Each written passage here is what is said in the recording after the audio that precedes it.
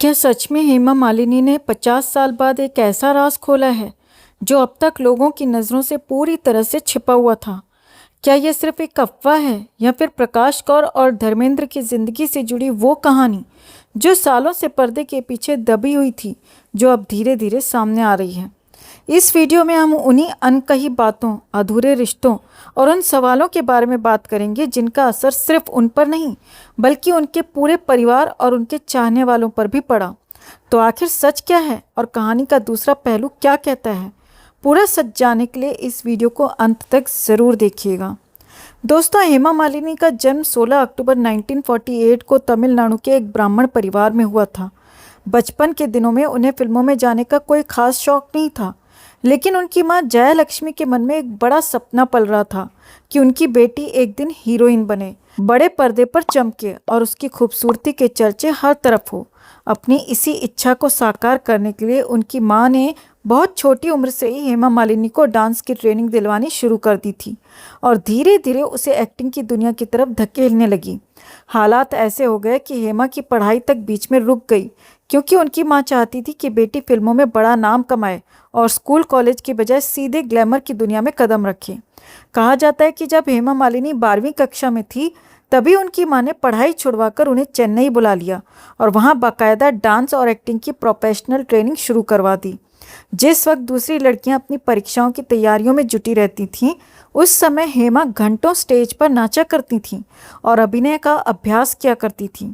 उनकी मां का ये फैसला और इतनी जल्दी सब कुछ बदल देना आगे चलकर हेमा मालिनी की जिंदगी में एक बड़ा मोड़ लाने वाला था, क्योंकि जिस उम्र में एक लड़की को आराम से पढ़ाई और बचपन जीने का मौका मिलना चाहिए था, वही समय उसके लिए फिल्मी दुनिया की कड़ी प्रतिस्पर्धा, स्ट्रगल और साजिशों के बीच बीतने वाला था।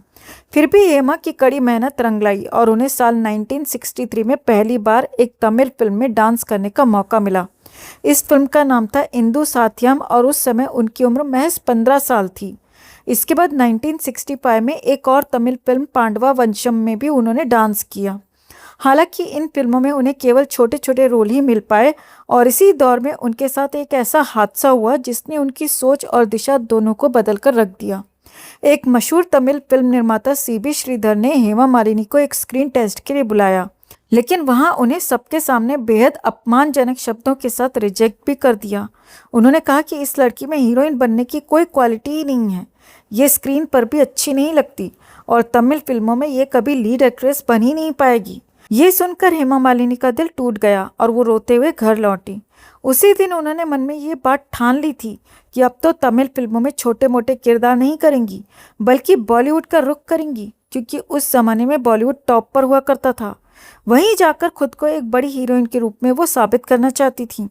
कहते हैं जब जिंदगी इंसान को गिराने की कोशिश करती है तब शायद भगवान उसके लिए उससे भी बड़ा रास्ता तय कर चुका होता है। हेमा मालिनी के साथ भी कुछ ऐसा ही हुआ, क्योंकि थोड़े ही समय में उनकी जिंदगी में एक ऐसा सुनहरा मौका आया जिसने आगे चलकर उन्हें सिनेमा की दुनिया की सबसे चमकती हुई सितारों में शामिल कर दिया। साल 1968 में राज कपूर की फिल्म सपनों का सौदागर में हीरोइन बनने का मौका मिला। हेमा मालिनी की किस्मत ने अचानक करवट ले ली। उसी एक फिल्म ने उन्हें रातों रात पूरी फिल्म इंडस्ट्री की नज़रों में लाकर खड़ा कर दिया। लोग कहने लगे कि ये लड़की तो मानो हीरोइन बनने के लिए ही पैदा हुई है। दिलचस्प बात तो ये रही कि तमिल फिल्म निर्माता सीवी श्रीधर, जिन्होंने कभी उन्हें लीड रोल के लायक नहीं समझा था, बाद में खुद मानने लगे कि हेमा मालिनी ने उनकी सोच को पूरी तरह गलत साबित कर दिया है। इस फिल्म के बाद हेमा लगातार एक के बाद एक फिल्मों में नजर आने लगी और उनकी लोकप्रियता का ग्राफ तेजी से ऊपर की ओर चढ़ने लगा। शराफत, आप बीती, राजा रानी, नए ज़माने जैसी कई फिल्मों में काम करके उन्होंने अपनी जगह इंडस्ट्री में मजबूत कर ली और हर नई फिल्म के साथ उनकी फैन फॉलोइंग बढ़ती ही चली गई। उसी दौर में एक और ख़ास बात हुई थी कि हेमा मालिनी की खूबसूरती और अंदाज पर बॉलीवुड के लगभग हर बड़े अभिनेता दिल दे चुके थे। यहाँ तक कि उस समय के सुपरस्टार और एटीट्यूड के बादशाह कहे जाने वाले राज कपूर ने भी उन्हें शादी का प्रस्ताव दे डाला था, जिसे हेमा मालिनी ने साफ शब्दों में ठुकरा दिया। उसी समय संजीव कुमार के साथ भी उन्होंने कई फिल्मों में काम किया और धीरे धीरे संजीव कुमार उन्हें दिल से चाहने लगे। कहा जाता है कि जब हेमा मालिनी ने उनके प्रस्ताव को मना कर दिया तो दर्द में आकर संजीव कुमार ने उनका नाम अपने हाथ पर टैटू करवा लिया था। लेकिन वहाँ हेमा की माँ चाहती थी कि उनकी बेटी फिल्मों में लगातार काम करती रहे। वहीं संजीव कुमार की माँ की इच्छा थी कि शादी के बाद हेमा फिल्मी दुनिया छोड़ दें। यही सोचकर टकराव था जिसने दोनों के रास्ते अलग अलग कर दिए, वरना शायद बसंती वीरों की नहीं बल्कि ठाकुर की बहू बनती। जहां एक तरफ पूरी दुनिया के हीरो हेमा मालिनी पर मर मिटने को तैयार थे, वहीं दूसरी तरफ धर्मेंद्र अकेले ऐसे शख्स थे जिनका असर उनके दिल पर सबसे गहरा पड़ा। दिलचस्प बात यह थी कि धर्मेंद्र और हेमा मालिनी की मुलाकात फिल्म शोले से काफ़ी पहले ही हो चुकी थी और दोनों कई फिल्मों में साथ काम कर चुके थे। इन मुलाकातों के दौरान ही धीरे धीरे नज़दीकियाँ बढ़ीं और दोनों एक दूसरे की ओर खींचते चले गए। उस समय धर्मेंद्र पहले से शादीशुदा थे और 4 बच्चों के पिता भी थे, लेकिन इसके बावजूद उन्हें हेमा मालिनी से प्यार हो गया और हेमा भी उनकी सादगी और पर्सनालिटी से काफ़ी ज़्यादा प्रभावित हुई थी।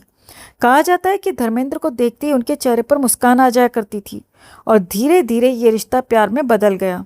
इसी बीच अभिनेता जितेंद्र भी हेमा मालिनी के करीब आ चुके थे और हेमा के परिवार वालों को ये एक बेहद और सुरक्षित विकल्प लग रहा था, क्योंकि वो सफल भी थे, आर्थिक रूप से मजबूत भी और शादी को लेकर गंभीर भी। बात यहाँ तक पहुँच गई थी कि हेमा और जितेंद्र की शादी की तारीख तक तय हो गई थी, लेकिन जब धर्मेंद्र को इस बात की भनक लगी तो वो खुद को रोक नहीं पाए और सीधे उस जगह पहुंच गए जहां शादी की चर्चा चल रही थी। उन्होंने जितेंद्र की उस समय की गर्लफ्रेंड को भी वहां बुला लिया और देखते ही देखते इतना हंगामा खड़ा हो गया कि शादी टूट गई। कहा जाता है कि जिस लड़की के लिए जितेंद्र ने कभी संजीव कुमार को भी नज़रअंदाज किया था, वही लड़की आखिरकार उनके हाथ से निकल गई। इस पूरे वाक्य के बाद हेमा मालिनी ने जितेंद्र से दूरी बना ली और धर्मेंद्र के और ज़्यादा करीब आती चली गई। धीरे धीरे धर्मेंद्र का प्यार हेमा मालिनी के दिल पर पूरी तरह छा गया, जबकि उनके घर में उनकी पत्नी प्रकाश कौर अकेले बच्चों की परवरिश कर रही थी। लेकिन उस समय धर्मेंद्र पूरी तरह बसंती के प्यार में पागल हो चुके थे। बात और आगे तब बढ़ी जब साल 1978 में हेमा मालिनी के पिता का निधन हो गया। उनके पिता कभी नहीं चाहते थे कि उनकी बेटी किसी शादीशुदा व्यक्ति से रिश्ता जोड़े, लेकिन उनके चले जाने के बाद यह आखिरी रुकावट भी हट गई। आखिरकार हेमा मालिनी ने धर्मेंद्र के साथ अपनी पूरी जिंदगी बिताने का फैसला कर लिया और यही फैसला उनकी प्रेम कहानी का सबसे बड़ा मोड़ बन गया। इसके बावजूद भी धर्मेंद्र का दिल हेमा मालिनी के लिए बेताब था। उनकी पहली पत्नी प्रकाश कौर ने उन्हें तलाक देने से साफ इनकार कर दिया और 2 टूक कह दिया कि वो किसी भी हाल में अपना घर टूटने नहीं देंगी। यहीं से ये कहानी एक ऐसा बड़ा मोड़ लेती है जिसने सबको हैरान कर दिया। धर्मेंद्र चाहते थे कि हेमा मालिनी से शादी करें, लेकिन जब हिंदू रीति रिवाजों में ऐसा करना नामुमकिन लगा तो उन्होंने धर्म बदलने का फैसला कर लिया। सिर्फ शादी के लिए उन्होंने इस्लाम धर्म कबूल कर लिया और अपने नाम ही बदल कर रख दिया। धर्मेंद्र बन गए दिलावर खान और हेमा मालिनी का नाम रख दिया गया आयशा। फिर दोनों ने निकाह किया और हमेशा के लिए एक साथ रहने का वादा किया। लेकिन ये निकाह उनकी जिंदगी में सुकून की बजाय एक नई परेशानी लेकर आ गया। धर्मेंद्र ना तो अपनी पहली पत्नी प्रकाश कौर को छोड़ पाए और ना ही हेमा मालिनी को वो मुकम्मल जगह दे पाए जो एक पत्नी को मिलनी चाहिए थी। बस इतना हुआ कि उन्होंने दोनों को अलग अलग घरों में बसा दिया। एक तरफ प्रकाश कौर और उनके 4 बच्चे और दूसरी तरफ हेमा मालिनी और उनकी 2 बेटियां। धर्मेंद्र का जीवन मानो 2 घरों के बीच झूलती एक गाड़ी बनकर रह गया। कभी एक स्टेशन पर रुकती, कभी दूसरे पर, लेकिन किसी भी जगह पूरी तरह ठहर नहीं पाती। हेमा मालिनी ने सोचा था कि शादी के बाद उनकी दुनिया खुशियों से भर जाएगी, लेकिन सच तो ये था कि निकाह और शादी का सर्टिफिकेट होने के बाद भी उन्हें वो सम्मान और अपनापन नहीं मिला जो एक पत्नी के हिस्से में आता है। धर्मेंद्र कभी उनके साथ खुलेआम नजर नहीं आते थे, ना ही किसी सार्वजनिक कार्यक्रम में उनके साथ खड़े होते और ना ही दुनिया के सामने वो स्वीकार कर पाते कि हेमा मालिनी उनकी पत्नी है। मुंबई की गलियों से लेकर फिल्मी गलियारों तक सबको मालूम था कि धर्मेंद्र 2 जिंदगियां, 2 घर और 2 परिवारों के बीच बटे हुए हैं। एक तरफ था उनका पहला परिवार प्रकाश कौर, सनी देओल, बॉबी देओल, अजीता और विजेता देओल, और दूसरी तरफ थी हेमा मालिनी अपनी 2 बेटियों ईशा और अहाना के साथ। लेकिन दुख की बात यह रही कि दोनों घरों को ही एक पूरा पति और पूरा पिता कभी नहीं मिल पाया। वो कभी दिन में एक घर तो रात में दूसरे घर, कभी यहाँ तो कभी वहाँ, और दोनों तरफ के रिश्ते ऐसे हो गए थे जैसे शीशे को बीच से तोड़ दिया गया हो। हेमा मालिनी के दिल की भी एक उम्मीद थी कि एक दिन धर्मेंद्र उनके साथ खुलेआम आएंगे और गर्व से कहेंगे कि हाँ, यही मेरी पत्नी है। लेकिन वो ऐसा करने का साहस नहीं जुटा पाए क्योंकि उनकी पहली फैमिली बहुत खुश थी और वो प्रकाश कौर और उनके 4 बच्चों के साथ भी उसी तरह का जुड़ाव महसूस करते थे जैसा हेमा मालिनी के साथ। इन सब के बीच हेमा खुद को बेहद अकेला महसूस करने लगी। एक तरफ उनका प्यार था तो दूसरी तरफ समाज की बातें, रिश्तों की जंजीरें और लोगों के ताने। दुनिया उन्हें एक घर तोड़ने वाली और किसी की खुशियां छीनने वाली महिला कहती रही, लेकिन किसी ने ये नहीं समझा कि हेमा मालिनी खुद अंदर से कितनी टूट चुकी हैं। एक तरफ वो माँ थी जिसकी बातों के खिलाफ जाकर उन्होंने ये रिश्ता चुना था, और दूसरी तरफ वो पिता जो उनका होकर भी पूरा उनका नहीं हो पाया। इसी बीच उनकी दोनों बेटियां ईशा देओल और आहाना देओल धीरे धीरे बड़ी होने लगीं। जब ईशा देओल का जन्म हुआ तब धर्मेंद्र वहां मौजूद तो थे, लेकिन तस्वीर खिंचाते वक्त उन्होंने अपना चेहरा थोड़ा छुपा लिया ताकि उनकी पहली पत्नी के बच्चों के सामने ये बात खुलकर ना आ जाए। मगर बच्चा चाहे किसी घर में जन्म ले, दर्द और भावनाएं हर माँ के लिए एक जैसी होती हैं। शायद इसी वजह से हेमा मालिनी ने अपनी दोनों बेटियों की परवरिश ज्यादातर अकेली ही की। दूसरी तरफ सनी देओल और बॉबी देओल भी बड़े हो रहे थे और उन्हें यह एहसास होने लगा था कि उनके पिता की जिंदगी 2 हिस्सों में बटी हुई है। खास तौर पर सनी देओल इस बात से बेहद नाराज रहते थे और हेमा मालिनी के लिए उनके दिल में गहरी नाराजगी थी, क्योंकि उनका मानना था कि उनकी मां प्रकाश कौर ने कोई गलती नहीं की थी और फिर भी उनके परिवार को इस तकलीफ से गुजरना पड़ा। हालांकि उनके पिता का प्यार 2 हिस्सों में बंट चुका था और इसी वजह से सनी देओल के दिल में हेमा मालिनी के लिए एक गहरी नाराजगी घर कर गई थी। सनी देओल की हेमा मालिनी के प्रति नाराजगी की इस बात को आप इसी घटना के माध्यम से समझ सकते हैं कि एक बार जब धर्मेंद्र और हेमा मालिनी किसी फिल्म की शूटिंग कर रहे थे तो उसी दौरान सनी देओल वहां पहुंच गए और उन्होंने साफ साफ शब्दों में हेमा मालिनी से कह दिया था कि अगर उनके परिवार को या उनकी मां को किसी तरह की तकलीफ पहुंचती है तो इसका अंजाम बहुत बुरा होगा। ये बात फिल्म इंडस्ट्री में आग की तरह फैल गई थी। चारों ओर इस बात की चर्चा होती थी। सनी देओल ने साफ साफ हेमा मालिनी से कहा था कि वो उनके परिवार से दूर रहें। यही वजह बताई जाती है कि सनी देओल और बॉबी देओल ने कभी भी हेमा मालिनी की बेटियों को अपनी बहन नहीं माना। यहाँ तक कि ईशा देओल की शादी में भी दोनों भाई नजर नहीं आए और बड़े बड़े पारिवारिक कार्यक्रमों में भी देओल परिवार के ये 2 हिस्से एक दूसरे से कभी नहीं जुड़ पाए। दूसरी ओर फिल्मों में हेमा मालिनी के साथ धीरे धीरे अच्छे प्रोजेक्ट्स निकलने लगे। उनकी उम्र बढ़ रही थी और इंडस्ट्री में कई नए चेहरे एंट्री ले रहे थे, जिस वजह से डायरेक्टर्स अब उन्हें हीरोइन की जगह माँ, दादी या बुआ के किरदार में चुनने लगे थे। हालात यहाँ तक आ पहुंचे थे कि उन्हें अब बी ग्रेड फिल्मों में यानी कि रामकली में भी काम करना पड़ा। यहाँ उन्हें एक तवायफ का रोल निभाना पड़ा था। बताया जाता है कि हेमा ने यह फिल्म मजबूरी में सिर्फ पैसों के लिए की थी, क्योंकि धर्मेंद्र से मिलने वाला खर्च काफ़ी नहीं हो पा रहा था और उन्हें अपनी बेटियों की जिम्मेदारी अकेले संभालनी पड़ती थी। जब इस फिल्म का पोस्टर रिलीज हुआ और उन्होंने खुद को उस रूप में देखा तो उन्हें इतनी शर्मिंदगी महसूस हुई कि उन्होंने प्रोड्यूसर से खास तौर पर कहा था कि ये पोस्टर शहर में ना लगवाया जाए, बल्कि कहीं दूर लगाया जाए ताकि लोग उन्हें इस हालत में ना देख पाएं। इसी दौरान हेमा मालिनी को एहसास होने लगा था कि फिल्मों में उनका समय अब खराब होता जा रहा है, इसलिए उन्होंने कैमरे के सामने रहने की बजाय प्रोडक्शन की दुनिया में कदम रखने का फैसला किया और अपने खुद की फिल्म दिल आशना है बनाई, जिसमें शाहरुख खान और दिव्या भारती जैसे कलाकार नजर आए थे। कहीं ना कहीं बॉलीवुड को किंग खान देने का श्रेय हेमा मालिनी को ही जाता है, लेकिन ये फिल्म बॉक्स ऑफिस पर बुरी तरह फ्लॉप हो गई और उन्हें भारी नुकसान उठाना पड़ा।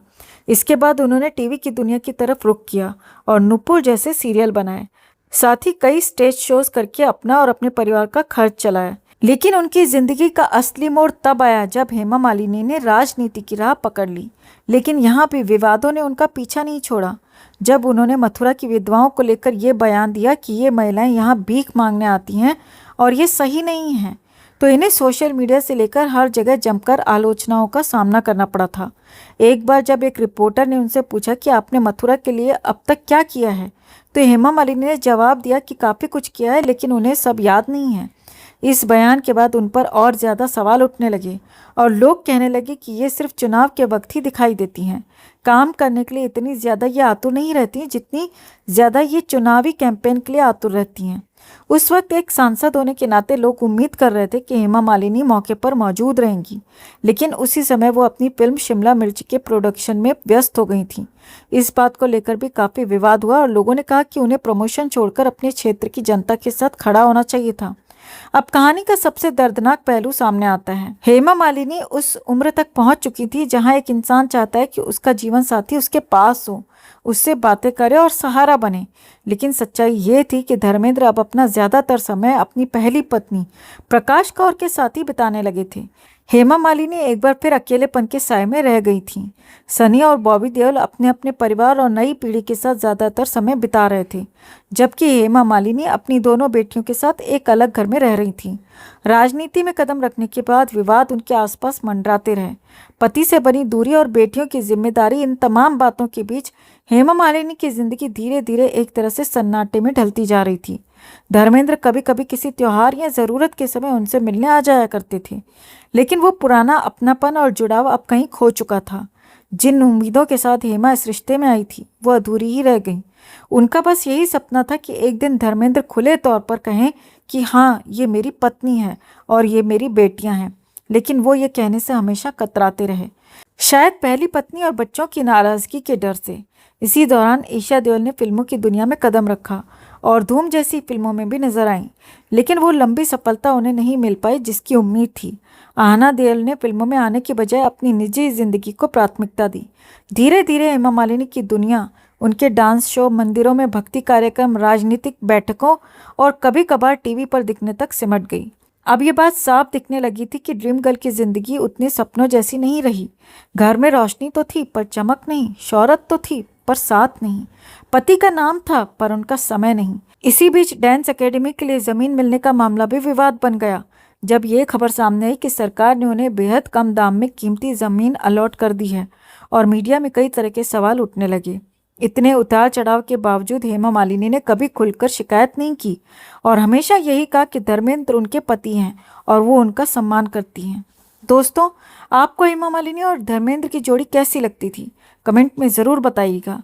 साथ ही साथ अगर ये जानकारी पसंद आई हो तो इस वीडियो को लाइक और शेयर कर अपना प्यार और सपोर्ट भी ज़रूर दिखाइएगा और चैनल को सब्सक्राइब कर हमारे साथ जुड़ जाइएगा।